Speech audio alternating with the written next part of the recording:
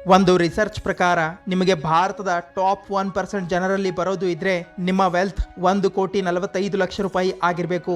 ಆದರೆ ಭಾರತದ ಒಬ್ಬ ಸ್ಯಾಲರಿಡ್ ಎಂಪ್ಲಾಯಿ ತನ್ನ ಪೂರ್ತಿ ಜೀವನದಲ್ಲಿ ಈ ಅಮೌಂಟ್ ನ ಹತ್ತಿರ ಕೂಡ ಬರೋದಿಲ್ಲ. ಈ ರಿಪೋರ್ಟ್ ಪ್ರಕಾರ 81% ಇಂಡಿಯನ್ ಯೂತ್ಸ್ ತಿಂಗಳು ಮುಕ್ತಾಯ ಆಗೋದಕ್ಕಿಂತ ಮುಂಚೆ ತಮ್ಮ ಎಲ್ಲಾ ದುಡ್ಡು ಖಾಲಿ ಮಾಡಿಕೊಳ್ತಾರೆ. ಇನ್ನು ಕೆಲವೊಬ್ಬರು ಕೇವಲ 15 ದಿನಗಳ ಒಳಗೆ ತಮ್ಮ ಸ್ಯಾಲರಿ ಖರ್ಚು ಮಾಡಿರ್ತಾರೆ, ಮತ್ತೆ ಉಳಿದ 15 ದಿನಕ್ಕಾಗಿ ಸಾಲ ಮಾಡ್ತಾರೆ. ಇದೇ ತರ ಆದ್ರೆ 1 ಕೋಟಿ ಅಲ್ಲ, ಬದಲಾಗಿ 10,000 ಉಳಿತಾಯ ಮಾಡುವುದು ಕೂಡ ಇಂಪಾಸಿಬಲ್ ಆಗಿರುತ್ತೆ. ಹಾಗಿದ್ರೆ ಇದರ ಹಿಂದಿನ ಕಾರಣ ಏನು ಗೊತ್ತಾ? ಅದುವೇ ಪುವರ್ ಮ್ಯಾನೇಜ್ಮೆಂಟ್ ಆಫ್ ಮನಿ. ನಮ್ಮ ಇವತ್ತಿನ ಮಿಡಲ್ ಕ್ಲಾಸ್ ಯೂತ್ ಇಂತಹ ಮಾಯಾಜಾಲದಲ್ಲಿ ಸಿಲುಕಿದ್ದಾನೆ. ಅಲ್ಲಿ ಅವನಿಗೆ ಹಣ ಖರ್ಚು ಮಾಡೋದು ತುಂಬಾ ಇಂಪಾರ್ಟೆಂಟ್ ಅನ್ಸುತ್ತೆ. ಒಂದು ಕಡೆ ಆ ಯುವಕನ ತಂದೆ ತಾಯಿ ನನ್ನ ಮಗ ದೊಡ್ಡ ವ್ಯಕ್ತಿ ಆಗ್ತಾನೆ ಅನ್ನೋ ಕನಸು ಕಾಣ್ತಾ ಇರ್ತಾರೆ. ಅದೇ ಆ ಯುವಕ ಮುಂದೆ ಒಂದು ದಿನ ಇದೇ ಮಿಡಲ್ ಕ್ಲಾಸ್ ಟ್ರ್ಯಾಪ್ ನಲ್ಲಿ ಸಿಕ್ಕಿ ಬೀಳ್ತಾನೆ. ಒಂದು ಕಡೆ ಆ ಯುವಕನ ತಂದೆ ತಾಯಿ ಒಂದೊಂದು ರೂಪಾಯಿ ಕೂಡ ಉಳಿತಾಯ ಮಾಡ್ತಾ ಇರ್ತಾರೆ. ಇನ್ನೊಂದು ಕಡೆ ಆ ಯುವಕ ಹಿಂದೆ ಮುಂದೆ ಯೋಚನೆ ಮಾಡದೆ ಸಿಕ್ಕಾಪಟ್ಟೆ ಹಣ ಖರ್ಚು ಮಾಡ್ತಾ ಇರ್ತಾನೆ. ಹಾಗಿದ್ರೆ ಬನ್ನಿ, ಯಾವೆಲ್ಲ ಮನಿ ಮಿಸ್ಟೇಕ್ಸ್ ಇವೆ ಇವತ್ತಿನ ಯಂಗ್ ಜನರೇಷನ್ ಅನ್ನ ಹಾಳು ಮಾಡ್ತಾ ಇವೆ, ಮತ್ತೆ ಇದರಿಂದ ಆಚೆ ಬರುವುದು ಹೇಗೆ ಅನ್ನೋದನ್ನು ತಿಳಿಯೋಣ. ಏಕೆಂದ್ರೆ ನಾವು ಕೂಡ ಫೈನಾನ್ಷಿಯಲ್ ಫ್ರೀಡಮ್ ಅಚೀವ್ ಮಾಡಲು. Mistake number 1, not saving enough. ಇವತ್ತಿನ ಯೂತ್ಸ್ ಮಾಡುವ ಎಲ್ಲಕ್ಕಿಂತ ದೊಡ್ಡ ತಪ್ಪು ಏನು ಅಂದ್ರೆ, ಸಮಯ ಇನ್ನು ಜಾಸ್ತಿ ಇದೆ, ಮಿಕ್ಕಿದ್ದು ಆಮೇಲೆ ಯೋಚನೆ ಮಾಡೋಣ, ಇವತ್ತು ಎಂಜಾಯ್ ಮಾಡೋಣ ಅಂತ ಅನ್ಕೊಂಡು ತಮ್ಮ ಸಂಪಾದನೆಯ 100% ಅಮೌಂಟ್ ಖರ್ಚು ಮಾಡ್ತಾರೆ. ಇದರ ಪರಿಣಾಮ ಏನಾಗುತ್ತೆ ಗೊತ್ತಾ? ಬನ್ನಿ ಅದನ್ನ ಒಂದು ಎಕ್ಸಾಂಪಲ್ ಮೂಲಕ ತಿಳಿಯೋಣ.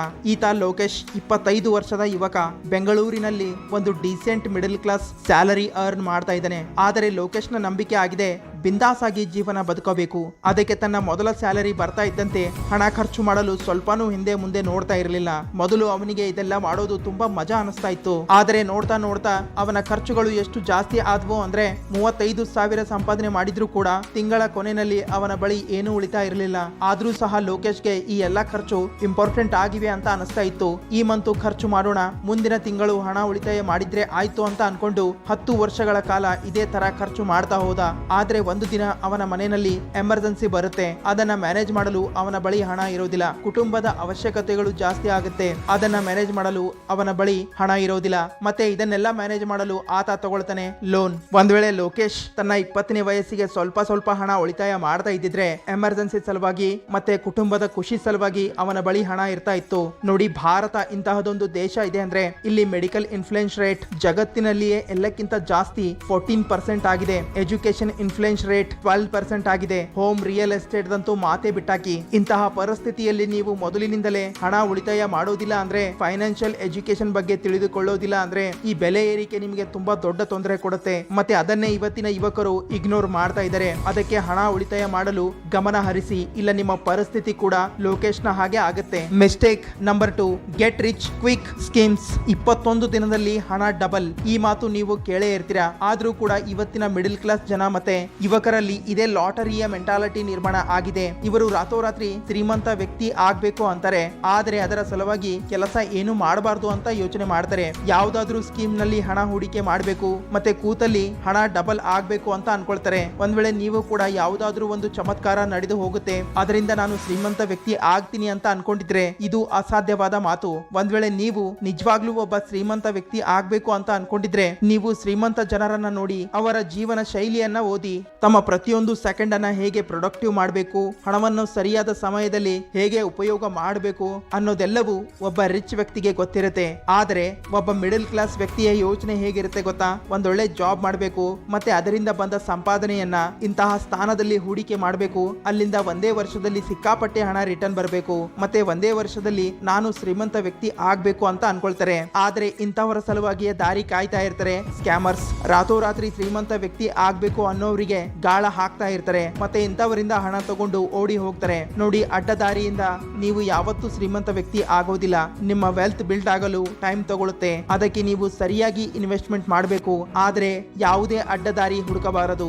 Mistake number 3, over use of credit card. ಈ ರಿಪೋರ್ಟ್ ನ ಪ್ರಕಾರ ಭಾರತದಲ್ಲಿ 1,50,000 ಕೋಟಿ ರೂಪಾಯಿ ಕ್ರೆಡಿಟ್ ಕಾರ್ಡ್ ನಿಂದ ಸ್ಪೆಂಡ್ ಮಾಡಲಾಗಿದೆ. ಇವತ್ತಿನ ಯುವಕ ಈ ಕ್ರೆಡಿಟ್ ಕಾರ್ಡ್ ಮತ್ತೆ ಪೋಸ್ಟ್ ಪೇಡ್ ನ ಸ್ಕೀಮ್ ಗಳಲ್ಲಿ ಯಾವ ತರ ಸಿಲುಕಿದ್ದಾನೆ ಅಂದ್ರೆ ಅವನಿಗೆ ಲೋನ್ಸ್ ಮತ್ತೆ EMI ನ ಅವಶ್ಯಕತೆ ಜಾಸ್ತಿ ಆಗಿದೆ. ಏಕೆಂದ್ರೆ ಸೇವಿಂಗ್ಸ್ ಇವರ ಬಳಿ ಇಲ್ಲ ಮತ್ತೆ ಇನ್ವೆಸ್ಟ್ಮೆಂಟ್ ಇವರು ಮಾಡ್ತಾ ಇಲ್ಲ.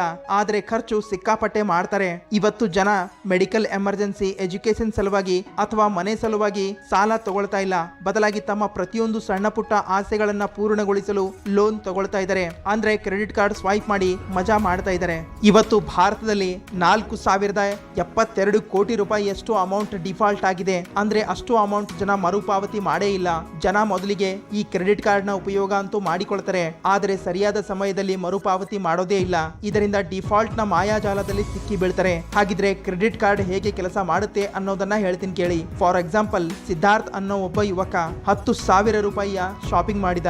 ಆದರೆ ಕ್ರೆಡಿಟ್ ಕಾರ್ಡ್ ಬಿಲ್ ನಲ್ಲಿ ಬರೆದಿತ್ತು ಮುಂದಿನ ತಿಂಗಳು 15 ದಿನಾಂಕದವರೆಗೆ ಈ ಅಮೌಂಟ್ ಪೇ ಮಾಡಬಹುದು ಅಂತ. ಈಗ ಸಿದ್ಧಾರ್ಥ್ ಯೋಚನೆ ಮಾಡಿದ, 15 ತಾರೀಕು ಬರಲು ಇನ್ನು ತುಂಬಾ ಸಮಯ ಇದೆ, ಆರಾಮಾಗಿ ಹಣ ಸಂಗ್ರಹಣೆ ಮಾಡಿ ಪೇ ಮಾಡಿದ್ರೆ ಆಯ್ತು ಅಂತ ಅನ್ಕೊಂಡ. ಆದರೆ ಆ ದಿನಾಂಕದವರೆಗೆ ಹಣ ಸಂಗ್ರಹಣೆ ಆಗಲಿಲ್ಲ. ಆತನ 10,000 ಅಮೌಂಟ್ ಮೇಲೆ ಲೇಟ್ ಫೀಸ್ ಕೊಡ್ಬೇಕಾಯ್ತು. ಮತ್ತೆ ಆ ಅಮೌಂಟ್ ಅನ್ನ ಆತ EMI ಮೇಲೆ ಕೊಡ್ಬೇಕು ಅಂತ ಅನ್ಕೊಂಡ.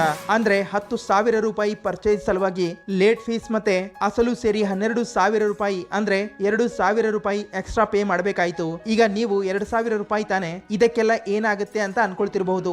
ಆದರೆ ನೀವು ಇದೇ 10,000 ರೂಪಾಯಿಯನ್ನ FD ಮಾಡಿಸಿದ್ರೆ 2 ವರ್ಷದ ನಂತರ ನಿಮ್ಮ ಈ 10,000ಕ್ಕೆ 12,000 ರೂಪಾಯಿ ಆಗತ್ತೆ. ಅಂದ್ರೆ FD ಇಂದ 2,000 ರೂಪಾಯಿ ಸಂಪಾದನೆ ಮಾಡಲು 2 ವರ್ಷ ಬೇಕಾಗತ್ತೆ. ಆದರೆ ನೀವು ಇದನ್ನ ಒಂದೇ ತಿಂಗಳಲ್ಲಿ ಎಕ್ಸ್ಟ್ರಾ ಪೇ ಮಾಡಿದ್ದೀರಾ. ಮತ್ತೆ ಹಣ ಸೇವ್ ಮಾಡಿಕೊಳ್ಳದೆ ಇರೋದ್ರಿಂದ ಜನ ಪೇಮೆಂಟ್ ಸರಿಯಾದ ಸಮಯದಲ್ಲಿ ಮಾಡೋದಿಲ್ಲ, ಲೋನ್ ನ ಅಮೌಂಟ್ ರೀಪೇ ಮಾಡೋದಿಲ್ಲ. ಇದರಿಂದ ಸಾಮಾನ್ಯವಾಗಿ ಕಾಣುವ ಹಣ ಎಷ್ಟು ಜಾಸ್ತಿ ಆಗುತ್ತೆ ಅಂದ್ರೆ ನಿಮ್ಮ ಮೇಲೆ ಲೀಗಲ್ ಆಕ್ಷನ್ ಕೂಡ ತಗೊಳ್ಬಹುದು. ಮತ್ತೆ ನಿಮ್ಮ ಸಿವಿಲ್ ಸ್ಕೋರ್ ಸಹ ಕಡಿಮೆ ಆಗುತ್ತೆ. ಇದರಿಂದ ಭವಿಷ್ಯದಲ್ಲಿ ಲೋನ್ ತಗೊಳ್ಳಲು ನಿಮ್ಗೆ ತುಂಬಾ ಸಮಸ್ಯೆ ಆಗುತ್ತೆ. ಅದಕ್ಕೆ ಕ್ರೆಡಿಟ್ ಕಾರ್ಡ್ ನ ಉಪಯೋಗ ತುಂಬಾ ಜವಾಬ್ದಾರಿಯಿಂದ ಮಾಡಿ. Mistake number 4, living beyond your needs. ಹಾಸಿಗೆ ಇದ್ದಷ್ಟು ಕಾಲು ಚಾಚು ಅನ್ನೋ ಗಾದೆ ಮಾತಿದೆ. ಆದರೆ ಇವತ್ತಿನ ಯುವಕ ಹಾಸಿಗೆಯನ್ನ ದೊಡ್ಡದಾಗಿ ಮಾಡ್ತಾ ಇಲ್ಲ, ಬದಲಾಗಿ ಕಾಲು ಚಾಚ್ತಾ ಇದ್ದಾನೆ.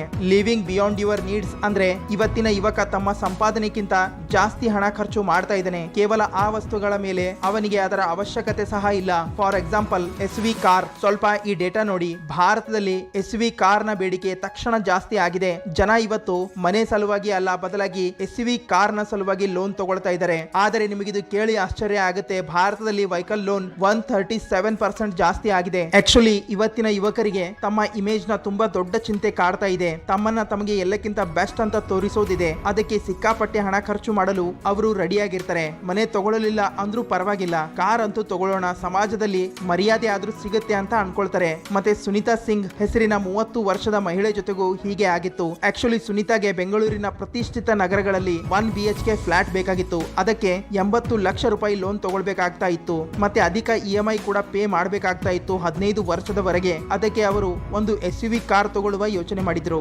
ಅದರಲ್ಲಿ 37,000 ರೂಪಾಯಿಯ EMI ಪೇ ಮಾಡಬೇಕಾಗತ್ತೆ 5 ವರ್ಷದವರೆಗೆ. ಮತ್ತೆ ಅವರು ಇದನ್ನೇ ಆಯ್ಕೆ ಮಾಡಿದ್ರು. ಈಗ ಸ್ವಲ್ಪ ನೀವೇ ಯೋಚನೆ ಮಾಡಿ, ಈ ನಿರ್ಧಾರ ಸರಿ ಇದೆನಾ ಇಲ್ಲ ತಪ್ಪು ಅನ್ನೋದು. ವ್ಯಾಲ್ ಇದನ್ನ ಫ್ಲೆಕ್ಸಿಬೋ ಎಫೆಕ್ಟ್ ಅಂತಾರೆ. ಅಂದ್ರೆ ನೀವು ಇಲ್ಲಿ ಒಂದು ವಸ್ತುವನ್ನ ಬಿಟ್ಟು ಇನ್ನೊಂದು ಲಕ್ಸರಿ ಐಟಮ್ ಅನ್ನ ಖರೀದಿ ಮಾಡ್ತೀರಾ, ಏಕೆಂದ್ರೆ ಜನರ ಮುಂದೆ ತೋರಿಕೆ ಮಾಡಲು ನಿಮ್ಗೆ ಆ ವಸ್ತುವಿನ ಅವಶ್ಯಕತೆನೇ ಇರೋದಿಲ್ಲ. ಆದ್ರೂ ಕೂಡ ನೀವು ಸಿಕ್ಕಾಪಟ್ಟೆ ಹಣ ಖರ್ಚು ಮಾಡ್ತೀರಾ. ಅದು ಕೂಡ ಅಂತಹ ವಸ್ತುಗಳ ಮೇಲೆ. ಸಮಯದ ಜೊತೆಗೆ ಆ ವಸ್ತುಗಳ ಬೆಲೆ ಕಡಿಮೆ ಆಗ್ತಾ ಹೋಗುತ್ತೆ. ಉದಾಹರಣೆಗೆ iPhone, luxury watches, SV cars ಇವೆಲ್ಲ ಇವತ್ತಿನ ಯುವಕರ ಅವಶ್ಯಕತೆ ಆಗಿವೆ. ಮತ್ತೆ ಇದಕ್ಕಾಗಿ ಅವರು ತಮ್ಮ ಕಿಡ್ನಿಯನ್ನು ಮಾರಾಟ ಮಾಡಲು ಮುಂದೆ ಆಗ್ತಾರೆ. So do spend below your means, not beyond. Mistake number 5, no emergency fund. ಹೆಸರೇ ಹೇಳುವ ಹಾಗೆ ಎಮರ್ಜೆನ್ಸಿ ಯಾವತ್ತು ಹೇಳಿ ಕೇಳಿ ಬರೋದಿಲ್ಲ. ಮೆಡಿಕಲ್ ಎಮರ್ಜೆನ್ಸಿ ಆಗಿರಬಹುದು, ಇಲ್ಲ ಒಂದು ಕಂಪ್ನಿ ತನ್ನ ಎಂಪ್ಲಾಯೀಸ್ ಗಳಿಗೆ ಕೆಲಸದಿಂದ ತೆಗೆದು ಹಾಕೋದು, ಇದು ಸಾಮಾನ್ಯ ಮಾತಾಗಿದೆ. ಯಾವ ಕಂಪ್ನಿನಲ್ಲಿ ಕೆಲಸ ಮಾಡಬೇಕು ಅನ್ನೋ ಭಾರತೀಯ ಯುವಕ ಕನಸು ಕಾಣ್ತಾ ಇರ್ತಾನೆ, ಏಕೆಂದ್ರೆ ಅಲ್ಲಿನ ವರ್ಕ್ ಕಲ್ಚರ್ ಮತ್ತೆ ಸ್ಯಾಲರಿ ಪ್ಯಾಕೇಜ್ ಸರಿಯಾಗಿರ್ತಾ ಇತ್ತು. ಆದರೆ ಕೋವಿಡ್ ಸಮಯದಲ್ಲಿ ನೀವು ನೋಡಿರಬಹುದು, ಅನೇಕ ಕಂಪ್ನಿಗಳು ತಮ್ಮ ಎಂಪ್ಲಾಯೀಸ್ ಗಳನ್ನ ಕೆಲಸದಿಂದ ತೆಗೆದು ಹಾಕಿತ್ತು. ಮತ್ತೆ ಅವರ ಪರಿಸ್ಥಿತಿ ಇವತ್ತಿಗೂ ಹಾಗೆ ಇದೆ, ಏಕೆಂದ್ರೆ ಅವರ ಬಳಿ ಎಮರ್ಜೆನ್ಸಿ ಫಂಡ್ ಇರಲಿಲ್ಲ.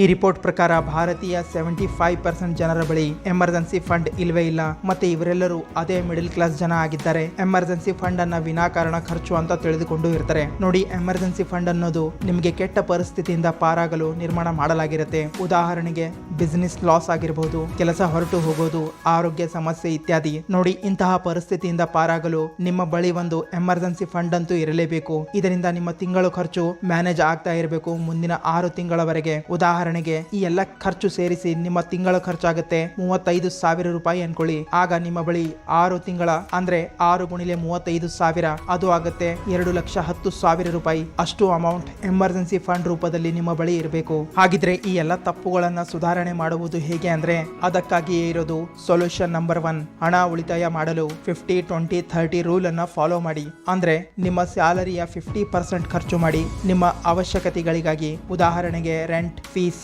ಮೆಡಿಕಲ್ ಎಕ್ಸ್ಪೆನ್ಸಸ್, ಹೌಸ್ ಎಕ್ಸ್ಪೆನ್ಸಸ್ ಇತ್ಯಾದಿ. 30% ಖರ್ಚು ಮಾಡಿ ಹೆಚ್ಚಿನ ಅವಶ್ಯಕತೆಗಳಿಗಾಗಿ. ಉದಾಹರಣೆಗೆ ಫುಡ್, ಎಂಟರ್ಟೈನ್ಮೆಂಟ್, ಆಚೆ ಓಡಾಡೋದು ಇತ್ಯಾದಿ. ಮತ್ತೆ ಉಳಿದ 20% ಹಣವನ್ನು ಉಳಿತಾಯ ಮಾಡಿ ಅದನ್ನು ನೀವು ಸರಿಯಾಗಿ ಇನ್ವೆಸ್ಟ್ಮೆಂಟ್ ಮಾಡಬೇಕು. ಏಕೆಂದ್ರೆ ಯುವಕರು ತಮ್ಮ ಅವಶ್ಯಕತೆಗಳಿಗಾಗಿಯೇ ಹೆಚ್ಚು ಹಣವನ್ನು ಖರ್ಚು ಮಾಡ್ತಾ ಇರ್ತಾರೆ. ಇದರಿಂದ ಅವರ ಬಳಿ ಹಣ ಉಳಿತಾಯ ಆಗೋದಿಲ್ಲ. Solution number 2, pay debt strategically. Credit card, EMI payment ಸಲುವಾಗಿ ಆಟೋ ಪೇ ಆಪ್ಷನ್ ಅನ್ನ ಸೆಲೆಕ್ಟ್ ಮಾಡಿ. ಏಕೆಂದ್ರೆ ನೀವು ನಿಮ್ಮ ಪೇಮೆಂಟ್ ಅನ್ನ ತಪ್ಪಿಸದಿರಲು ಮತ್ತೆ ಟ್ರೈ ಮಾಡಿ. ಎಷ್ಟು ಹಣ ನೀವು ಖರ್ಚು ಮಾಡ್ತಾ ಇದ್ದೀರಾ ಅಷ್ಟು ಅಮೌಂಟ್ ನಿಮ್ಮ ಬ್ಯಾಂಕ್ ಅಕೌಂಟ್ ನಲ್ಲಿ ಮೊದಲೇ ಇರಬೇಕು. ಏಕೆಂದ್ರೆ ಲೋನ್ ಡಿಫಾಲ್ಟ್ ಆಗದೇ ಇರಲು. Solution number 3, use your money with intelligence. Living below your means ನ ಜೀವನ ಬದುಕಿ. ಇದರಲ್ಲಿ ಮೊದಲಿಗೆ ನಿಮಗೆ ಕಷ್ಟ ಆಗುತ್ತೆ, ಆದ್ರೆ ನಿಮ್ಮ ಭವಿಷ್ಯ ಚೆನ್ನಾಗಿರುತ್ತೆ. ಜನರಿಗೆ ನೋಡಿ ಹಣ ಖರ್ಚು ಮಾಡಬೇಡಿ, ಬದಲಾಗಿ ಆ ಹಣ ತಮ್ಮ ಎಮರ್ಜೆನ್ಸಿ ಫಂಡ್ ಸಲುವಾಗಿ ಸೇವ್ ಮಾಡಿ ಇಟ್ಕೊಳ್ಳಿ. ಏಕೆಂದ್ರೆ ಎಮರ್ಜೆನ್ಸಿ ಪರಿಸ್ಥಿತಿ ಬಂದಾಗ ಮುಂದಿನ 6 ತಿಂಗಳವರೆಗೆ ನೀವು ಅದೇ ದುಡ್ಡನ್ನ ಉಪಯೋಗಿಸಬೇಕು. Solution number 4, create your own luck. ಈ ಪಾಯಿಂಟ್ ನಿಮಗೆ ತುಂಬಾ ಸಹಾಯ ಮಾಡುತ್ತೆ. ಅದುವೇ ತಮ್ಮ ಮೇಲೆ ತಾವು ಇನ್ವೆಸ್ಟ್ಮೆಂಟ್ ಮಾಡೋದು. ಬೇರೆಯವರ ಭರವಸೆ ಮೇಲೆ ಕುಳಿತುಕೊಳ್ಳಬೇಡಿ. ತಮ್ಮ ಸಲುವಾಗಿ ಇನ್ನೊಂದು ಪ್ಯಾಸಿವ್ ಇನ್ಕಮ್ ಸೋರ್ಸ್ ನಿರ್ಮಾಣ ಮಾಡಿಕೊಳ್ಳಿ. ಅದಕ್ಕೆ ಪುಸ್ತಕಗಳನ್ನ ಓದಿ, ಇಲ್ಲ ಯಾವುದಾದ್ರೂ ಸ್ಕಿಲ್ಸ್ ಕಲಿಯಿರಿ. ಭವಿಷ್ಯದಲ್ಲಿ ಅದರಿಂದ ನಿಮ್ಗೆ ತುಂಬಾ ಲಾಭ ಆಗ್ಬೇಕು. ಅದಕ್ಕಾಗಿ ತಮ್ಮನ್ನ ತಮಗೆ ಬ್ಯುಸಿ ಆಗಿಡಿ. ಏಕೆಂದ್ರೆ ನಿಮ್ಮ ಧ್ಯಾನ ಈ ಲಾಟರಿ ಸ್ಕೀಮ್ಸ್ ಕಡೆಗೆ ಹೋಗದಿರಲು ಮತ್ತೆ ಆದಷ್ಟು ಹಣ ಉಳಿತಾಯ ಮಾಡಲು ಗಮನ ಹರಿಸಿ. ಹಾಗಿದ್ರೆ ಈ ವಿಡಿಯೋ ಇಲ್ಲಿಗೆ ಮುಕ್ತಾಯ ಆಗುತ್ತೆ. ಈ ವಿಡಿಯೋ ಬಗ್ಗೆ ನಿಮ್ಮ ಅನಿಸಿಕೆ ಏನೇ ಇದ್ರೂ ಕಮೆಂಟ್ಸ್ ಮೂಲಕ ತಿಳಿಸಿ. ಚಾನಲ್ ಅನ್ನು ಸಬ್ಸ್ಕ್ರೈಬ್ ಮಾಡಿ, ಹಾಗೆ ನಮ್ಮ ಇನ್ಸ್ಟಾ ಪೇಜ್ ಅನ್ನು ಫಾಲೋ ಮಾಡಿ. ಬಾಯ್ ಬಾಯ್.